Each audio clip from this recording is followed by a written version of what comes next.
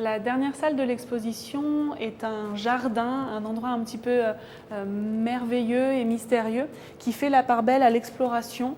C'est un endroit où on a souhaité faire en sorte que le visiteur explore, teste, manipule, se confronte aux objets. Et donc là, on est dans un recoin du jardin, dans une section où on a des fleurs, c'est très floral évidemment, et où on a un objet de collection, un modèle de fleurs de fuchsia qui date de la fin du 19e siècle, qui nous a été prêté par le Musée national de l'éducation à Rouen et qui est mis en regard avec des modèles contemporains, donc des fleurs qui sont aujourd'hui utilisées notamment dans le cadre de cours de biologie au lycée, à l'université.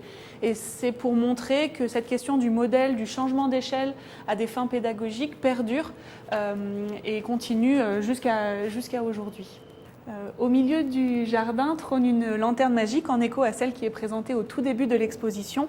Madame de Genlis utilisait la lanterne pour projeter les images et des visuels en support de l'enseignement qui était dispensé à Bellechasse. Alors cette lanterne-là, elle est manipulable par les visiteurs. On peut venir prendre un porte-vue, le glisser dans la lanterne et ainsi faire défiler les images sur la cloison.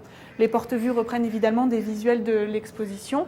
Et un des porte-vues comprend des histoires, des images qui vont en fait servir de base à un conte dans le cadre de visites comptées qui sont proposées par la médiation, nos collègues de la médiation, autour de l'exposition.